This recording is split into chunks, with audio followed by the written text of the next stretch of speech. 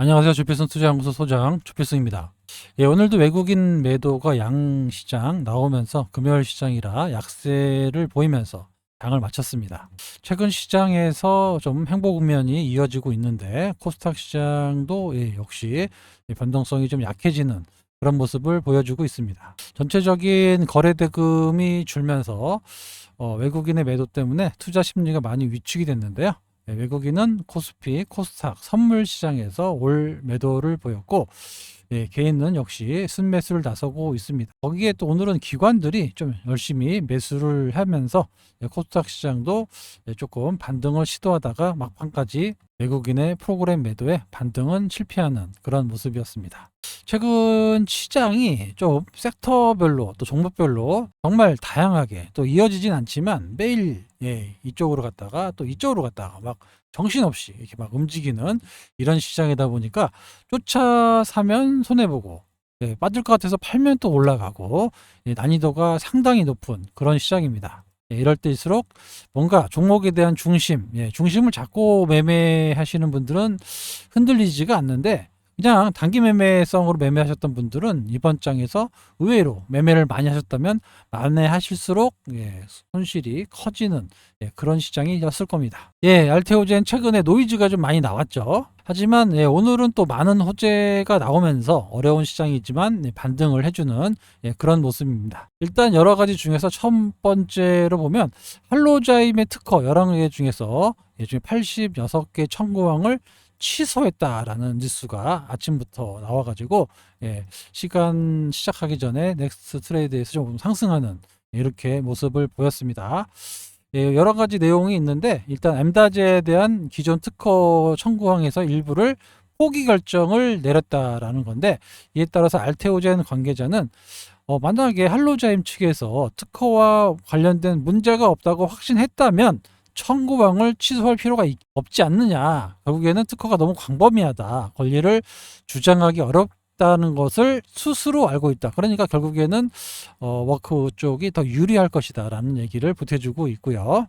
내용을 살펴보면 할로자임 측에서 포기한 거는 사실상 핵심적인 내용을 담고 있어가지고 남은 특허는 큰 의미가 없는 것으로 보고 있다는 겁니다. 기본적으로 특허 발명 실제 쓸모가 있는지는 유틸리티가 있어야 되는데 이 부분이 모두 사라졌다라는 거죠. 그래서 머크가 좀 더 유리한 위치를 점할 수 있다라고 보고 있습니다. 알테오제 관계자는 일부 청구항을 포기했지만 특허 자체가 없어진 건 아니기 때문에 마지막까지 PGR나 또 소송은 계속 진행될 것으로 예상됩니다. 왜냐하면 요거 소송을 안 하잖아요. 그러면 할로자임 측이 배임형에 걸려요. 아무리 그래도 네가 특허를 갖고 있는데 경영자가 최소한의 노력은 했어야 된다. 만약에 안 하면 배임에 걸리기 때문에 하는 수 없이 질 걸 뻔히 알면서 이렇게 계속 딴지를 걸고 있는 겁니다. 이 점을 잘 알고 있기 때문에 결국에는 특허 문제에서 그동안 알테오젠이 계속해서 하락을 했고 공매도 공격을 받은 건 바로 특허 문제입니다. 이때도 특허 문제로 하락했고 이때도 마찬가지죠. 기술 수출 얘기가 올라가서 갈만하면 특허 문제. 여기 때도 마찬가지죠. 추가 기술 수출이 터져가지고 올라갈 만하면 특허 문제. 이렇게 됐어. 이번에는 또 거래소 이전으로 올라갈 만하니까 또 2026년 나온다 그래서 빠졌는데 이 부분도 조금 해결이 되는 그런 모습을 보였기 때문에 그동안 알테오젠의 발목을 잡고 있었던 것들이 점점 다 해소가 되고 있다라는 겁니다. 하지만 오늘 같은 날은 원래 짱대 양봉이 나와서 치고 올라가야 되는 게 정상인데 물론 기본적으로 시장도 좀 어려웠고 수급적으로 좀 어려워서 반등이 좀 폭이 약했습니다. 오늘 최소 10% 이상의 상승이 나와야 정상이라고 저는 봤는데 외국인 매도가 꾸준히 나오면서 상승을 제한하는 모습이다. 하지만 여러 악재가 거의 마무리됐기 때문에 본격적인 상승 흐름이 나올 수 있고 이제 곧 9월달입니다. 월요일부터 9월달이면 23일 기대감이 있기 때문에 점점 주가는 회복될 것으로 예상되고 있습니다. 여기에 또 새로운 호재가 나왔죠. CLSA가 알테오젠의 목표가를 58만 원으로 레포트를 냈습니다.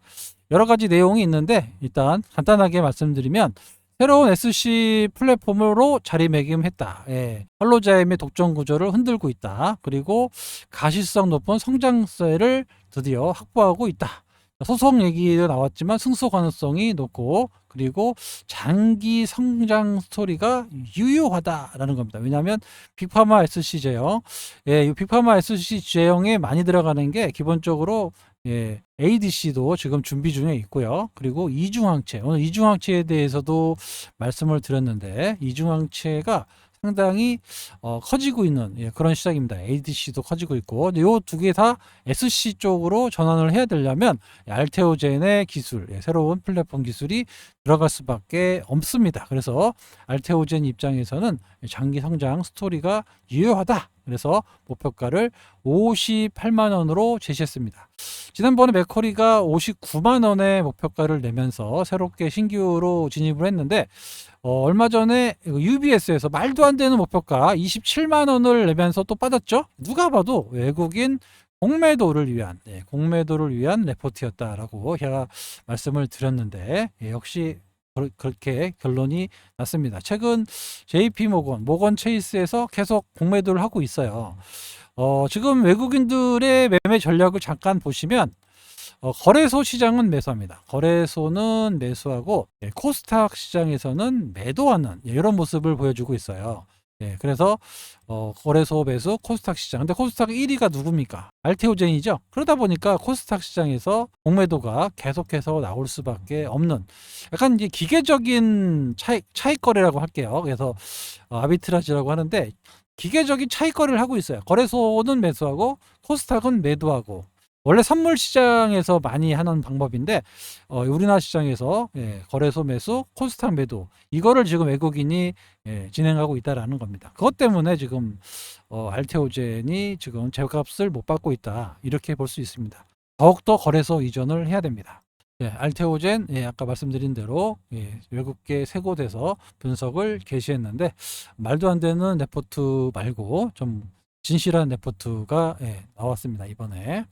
오늘 또 이대주주 형인우 대표가 여러 가지 얘기를 올렸는데, 핵심만 말씀드리면, 코스피 이전에 대한 회사 측하고의 어떤 얘기가 좀 너무 와전됐고, 그래서 그거를 좀 너무 이번에 하고 2026년에 된다 이런 것 때문에 빠지니까 이거에 대한 해명을 내놨습니다.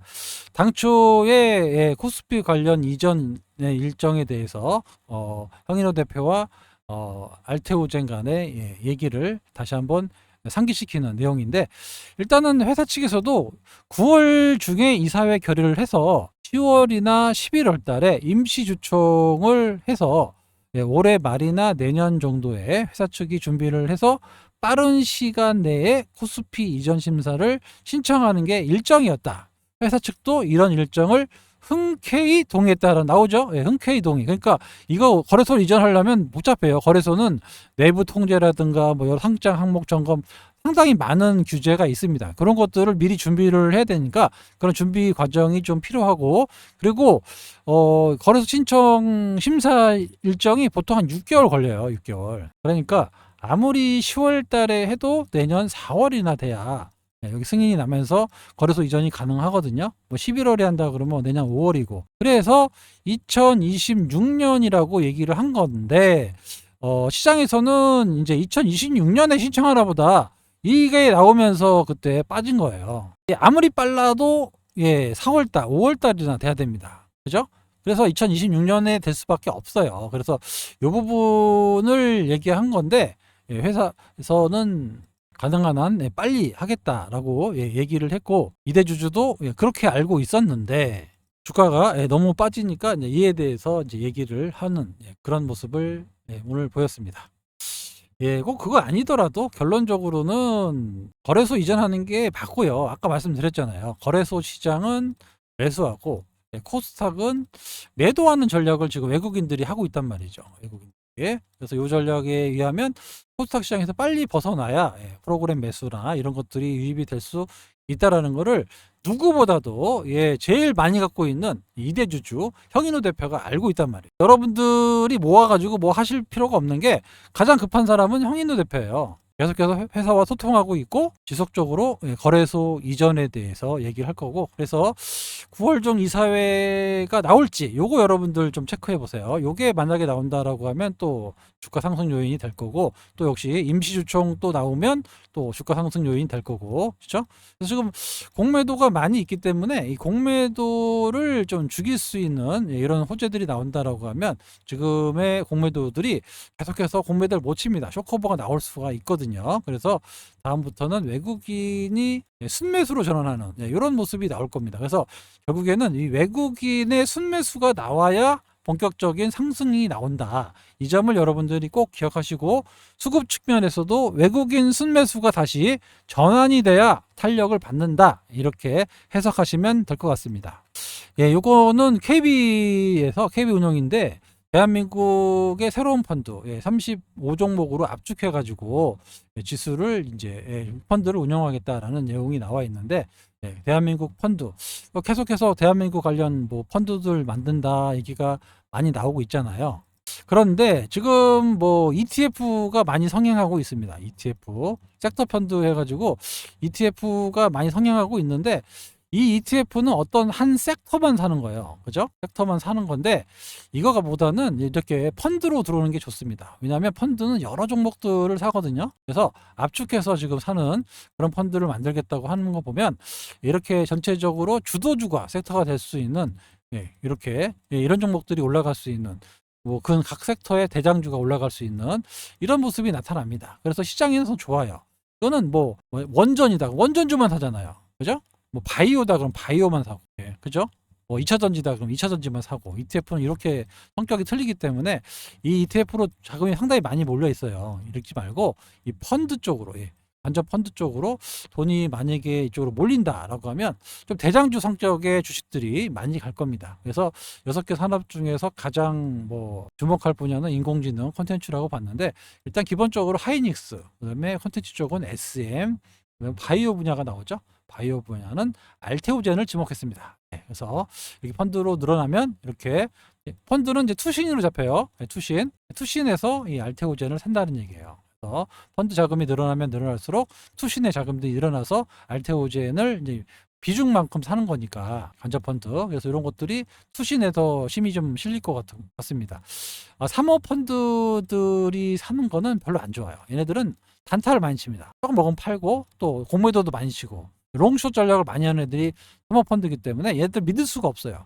그나마 투신 애들이 좀 사줘야 꾸준하게 사거든요. 그래서 펀드가 활성화되고, 사실 우리가 5,000포인트를 가려면 간접 펀드가 활성화돼야 돼요. 이 펀드가 돈이 계속 옛날에 2007년도 요때 2006년도 요때 미래에셋의 그 디스커버리 들어올 때 엄청난 자금이 막 조 단위로 몰렸습니다. 그럴 때 이 펀드들이 삼성전자 안 사고 두산그룹을 샀죠. 현대중공업하고. 그러면서 현대중공업, 두산에너빌리티 이런 것들이 많이 올라갔잖아요. 지금 현대중공업이 두산중공업이 지금의 두산에너빌리티인데, 그러니까 두산하고 뭐 그때 그렇게 해가지고 미래에서 애들이 장난을 많이 쳤단 말이에요. 그래가지고 엄청나게 올리긴 했는데, 아무튼 자금이 투신으로 몰리면 시장이 되게 튼튼하게 움직입니다. 외국인들이 상당히 지금 뭐랄까요, 좀 주락펴락 하고 있는데, 이 부분을 이제 투신이 좀 막아줄 수가 있어요. 그죠? 이런 것들이 좀 간접 펀드가 좀 늘어나야 시장이 좀 안정화된다. 지금 워낙 외국인들의 매매 동향에 따라서 시장이 그냥 외국인들이 팔면 빠지고 하면 오르고 막 이런 현상이 일어나요. 왜냐하면 기관이 돈이 없거든요. 그래서 그동안 이제 ETF 쪽으로 갔던 게 기관의 펀드 쪽으로, 이쪽으로 간다라고 하면 시장이 건실해집니다. 아주 건실해져요. 그래서 운영 매니저들이 소신을 갖고 꾸준하게 주식을 매수할 수 있거든요. 이런 시장이 나올지, 펀드 쪽으로 자금이 몰려서 간접 펀드 쪽으로 자금이 몰릴지 봐야 됩니다. 일단 그 대표 펀드들이 하나가 성공하면, 뭐 예를 들어서 30% 수익 났다라고 하면 돈이 많이 몰립니다, 이쪽으로. 그래서 펀드 하나가 성공하는 게 가장 중요해요. 미래셋이 큰 게 바로 그거 아닙니까? 디스커버리 하나가 터지니까 그때부터 엄청난 디스커버리 1, 2호, 인디펜던스 1, 2, 3 터져가지고 밑돌 깨가지고 여기 사고, 밑돌 깨가지고 여기 사고, 이러고 계속 한 거거든요. 아무튼 펀드가 살아나야 우리 주식시장이 안정적으로 움직인다라는 얘기 다시 한번 드리도록 하겠습니다. 이때 이제 바이오 쪽에 알테오젠이 대장주니까 바이오 쪽에 펀드 자금이 들어온다라고 하면 나쁘지 않을 것 같습니다. 외국인의 공매도가 지속되고 있습니다. 하지만 오늘 기관의 매수가 일부 전환이 되면서 좀 방어하는 모습을 보였고, 더 이상 악재가 없습니다. 특허 문제로 빠졌던 부분, 그리고 여기 거래소 이전으로 올라갔다가 또 거래소 늦어진다라고 빠졌던 부분이 어느 정도 다 해소가 되는 그런 분위기고, 이제는 결실만 남았죠. 디데이가 있었고, 그리고 마일스톤이 들어오고, 그리고 이후에 로열티까지 들어오고, 내년에 또 에너2 관련 임상 결과가 나오고, 아주 좋은 일만 남아 있어요. 그래서 지금 모든 얼마나 힘들었습니까 이거. 그죠? 여기를 좀 벗어나는 그런 움직임이 곧 나타날 수 있다. 그리고 또 금리를 어떻게든 인하 쪽으로 가고 있어요. 아직은 뭐 85% 정도 나오고 있는데 9월달 뭐 초반에 봐야 되겠죠. 미국 경제지표 요거 내용 좀 확인하고 만약에 금리를 인하했다 그러면 바이오 섹터 미국의 헬스케어 업종도 물론 많이 빠져 있었기 때문에 올라갈 가능성이 높고, 이래저래 나쁘지 않습니다. 시장 분위기가 현재 나쁘지 않기 때문에 알테오젠을 비롯한 많은 종목들이 올라가고요.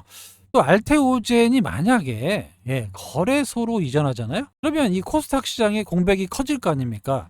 이 공백을 커지기 때문에 다른 또 바이오 섹터가 올라갑니다. 식총 뭐 펩트론부터 시작해서 식총 많이 있잖아요. 비중을 늘려야 되거든요. 그래서 패시브 매수로 다른 바이오 종목이 또 올라가요. 그러니까 이래저래 뭐 알테오젠이 거래소 이전하면서 다른 바이오 종목들로 패시브 자금이 들어가거든요. 이런 것들도 또 바이오 상승 견인할 수 있는 그런 요인으로 작용합니다. 이런 것도 여러분들이 다 연관해서 알고 계셔야 돼요. 뭐 이거는 이제 소통방을 통해서 다시 말씀드릴 건데, 아무튼 그 시기에 또 바이오 섹터들이 다른 섹터들이 또 강세를 보일 수 있으니까 그때는 제가 맞춰가지고 다시 한번 말씀을 드리도록 하겠습니다. 이 밖에도 지금 기대되고 있는 종목들이 꽤 있어요. 그래서 지금 그 소통방에서 담고 제가 계속 오늘 아침도 그렇고 계속 브리핑을 드리고 있는데, 바이오 섹터는 단기적인 시각으로는 수익 내기가 어렵습니다. 하지만 한번 수익을 내면 많이 내요. 100% 이상씩 수익을 내기 때문에 알테오젠도 저희가 19만 원부터 가져온 거 있는 거 아닙니까? 그죠? 근데 지금 제 생각에는 기술이 좋은데 아직까지 좀 저평가돼서 임상 결과가 아직 안 나와서 지금 이렇게 행보하고 있는 것들이 있어요. 그렇죠? 이런 것들을 여러분들이 지금부터 꾸준히 매집을 하신다면 엄청나게 큰 수익을 내실 수 있습니다. 그런 점을 대해서 제가 오늘도 소통방에서 말씀을 드렸고, 바이오는 기술력입니다. 기술력에서 위에 있으면 실적으로 가는 거 아닙니다. 어떤 분 실적이 뭐 어쩌고 저쩌고 말씀하시는 분들 많은데, 바이오 섹터들의 특징은 실적보다는 성장성 그리고 그 기술의 가치 이런 걸로 가기 때문에 그거에 더 집중을 하시는 게 맞아요. 그런데 상당히 좋은 그런 기술력을 가지고 있기 때문에 제가 그렇게 계속해서 여러분들께 자녀들 명의로 사든지 아니면 꾸준히 매집하시면 정말 좋은 그런 결과가 있고, 지금 아직 설이 걷기 때문에 열매가 익을 때까지 갖고 계시면 엄청난 수익이 난다라고까지 말씀을 드렸습니다. 오늘 이소영 의원이 또 얘기를 했죠. 국민연금이 1200조 시장을 이제 움직이고 있는데, 운용을 결정할 수 있는 맨 높은 사람이 보건복지부 장관이에요. 그러다 보니까 이거는 좀 뭔가 문제가 있는 거 아니냐. 여기 복지부 장관뿐만 아니라 뭐 밑에 산하기관의 인물들 보면 뭐 농협중앙회부터 시작해서 뭐 은행 관련된 그런 사람들이 지금 무슨 운영을 하냐, 전문가가 필요하다, 이런 얘기를 좀 했는데, 저는 이건 제가 계속해서 말씀드렸던 분야고, 옛날에 해외 대체 투자라고 해서 데리고 온 애들이 있어요. 해외 부분, 해외에서 공부하던 애들, 얘네도 옛날에 대마초 피고 마약 해가지고 다 잡혀 들어갔잖아요. 쉬쉬하고 있는데, 이런 애들이 와가지고 뭐 대체 투자한다고 우리나라 국민 연금을 운영하고 있다. 그러니까 해외에서는 대마초 이런 것들이 되게 그 뭐랄까요, 합법이잖아요. 해외에서 공부하고 그런 애들이 국내에서도 그러다가 걸려가지고 그런 애들이 대체 투자하고 있는 거예요. 이 지적을 잘 했고, 이 부분만 잘 해결되고, 그리고 일본 같은 경우는 58%가 국내 투자입니다. 우리는 계속 줄이잖아요. 30%대 이하로 계속 줄이고 있잖아요. 앞으로도 더 줄인다고 하고. 그런데 이번에 투자 내역을 보니까 국내에서 수익을 30% 내고 해외에서 마이너스 1% 나왔어요. 그러니까 어떤 거 대체 투자가 뭐 과연 좋냐, 이런 얘기도 좀 나오고 있고 그렇습니다. 이 부분만 해결하고, 또 국내의 주식 비중을 늘렸다라고 하면 이렇게 외국인한테 좀 흔들리는 이런 시장도 점차 안정을 찾아갈 건데, 요거는 바로 될 것 같지는 않지만 이런 노력을 좀 준비하고 있다라는 거, 이런 것들도 상당히 주식시장에는 긍정적으로 작용할 수 있습니다. 모든 것은 제가 텔레그램 소통방에서 여러분들께 말씀을 드리고 있고요. 텔레그램 소통방 입장할 수 있는 방법은 여기 8283-5540으로 신청하시면 됩니다. 멤버십으로만 운영하고 있고요. 정말 저렴한 가격에 여러분들과 평생 운영하겠다라는 모토로 이렇게 운영하고 있습니다. 금액도 정말 싸요. 뭐 7만원 꼴밖에 안 되니까 1개월에 9만원, 3개월에 21만원 그렇게만 하고 있고요. 짧은 단타도 하지만 단타보다는 여러분들의 계좌가 사실은 좀 많이 커져야 되기 때문에 좀 수익을 좀 극대화하는 측면이 있습니다. 뭐 10% 먹었다고 팔고 그러지 않아요. 뭐 20%, 더 갈 것 같으면은 뭐 더 갖고 가서 뭐 50% 이렇게 크게 냅니다. 아무튼 수익을 좀 이렇게 작게 내진 않아요. 그래야 여러분들이 전체적인 계좌가 되는 거지. 10% 먹고 여기 갔다 이래 버리면 아무것도 안 됩니다. 죽도 밥도 안 돼요. 그걸 잘 알고 있기 때문에 유망 종목들을 사서 수익을 좀 극대화하고, 또 유망 종목을 사서 극대화하고, 요거 한두 번만 하셔도 계좌가 엄청나게 커집니다. 그런 경험을 하고 싶으신 분은 신청하시기 바랍니다. 아시겠죠? 시장은 계속해서 변동성이 있을 겁니다. 금리 인하가 확정되기 전까지는 자꾸 된다 안 된다 하면서 왔다 갔다 할 거예요. 하지만 전체적인 분위기는 지금 미국 금리가 높다라는 거에 대한 이견이 없습니다. 시기가 문제인 거지 금리는 떨어집니다. 우리나라도 3개월 이내에, 빠르면 연말 안에 추가 금리 인하를 할 건데, 미국의 금리 인하를 보고 진행할 가능성이 높습니다. 그러니까 이게 올해 끝나는 게 아니고 내년에도 계속 이어지는 금리 인하 사이클이 나올 수 있습니다. 관세 문제 때문에 계속 얘기가 많은데, 사실 관세보다는 국제 유가만 잘 잡아도 피부로 느끼는 물가가 상당히 낮습니다. 이 또한 뭐 트럼프를 좀 뒤에서 서포트해주는 브레인들이 다 알고 있기 때문에, 여러분들이 생각하는 것처럼 트럼프가 어거지로 하지는 않는 거예요. 잘 보시면 브레인이 있습니다. 그리고 트럼프의 노이즈에 시장에 어느 정도 익숙해져 있다라는 거, 이런 점이 하반기 증시를 더욱 끌어올릴 수 있다라고 말씀을 드리면서 오늘 영상 여기서 마치도록 하겠습니다. 주말 잘 보내시고요. 월요일에 인사드리도록 하겠습니다. 지금까지 주필승이었습니다. 감사합니다.